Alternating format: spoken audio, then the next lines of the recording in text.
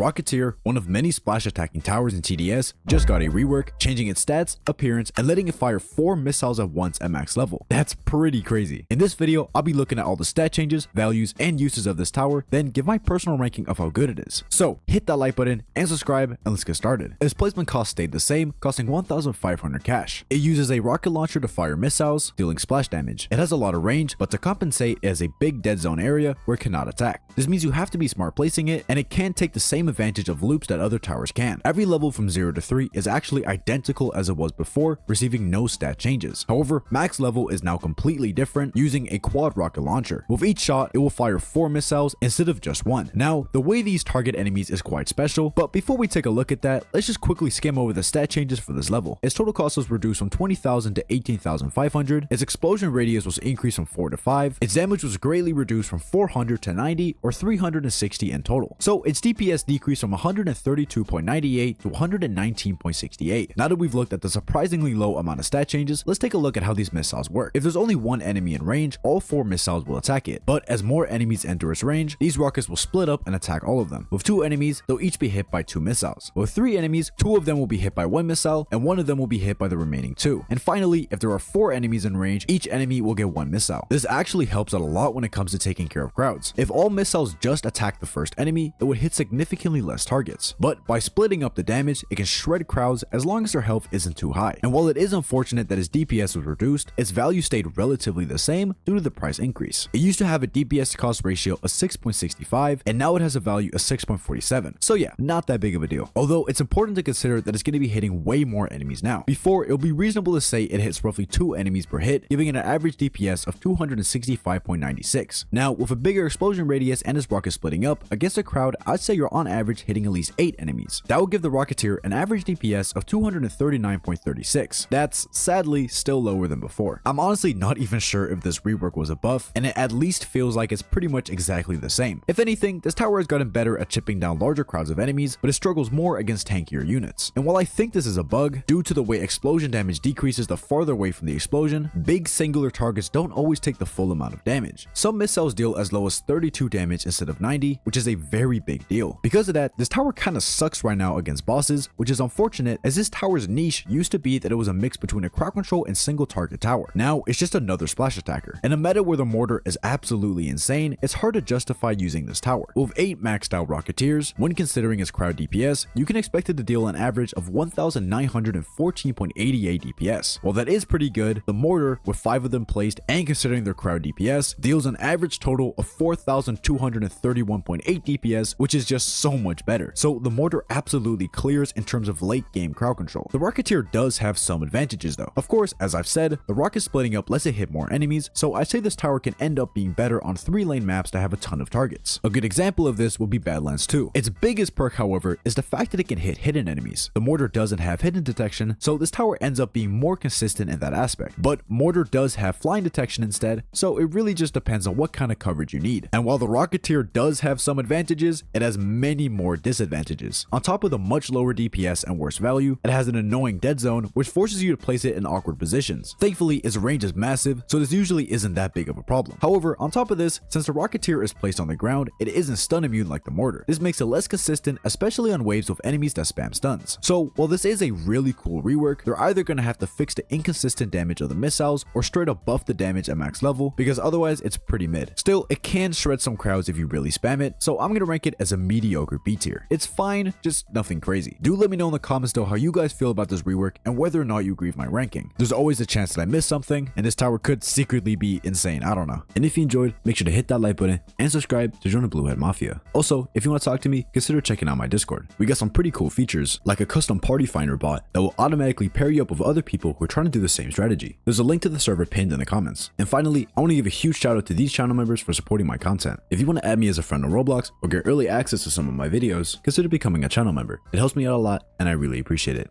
Anyways, that's it for this video, and I'll see you guys in the next one.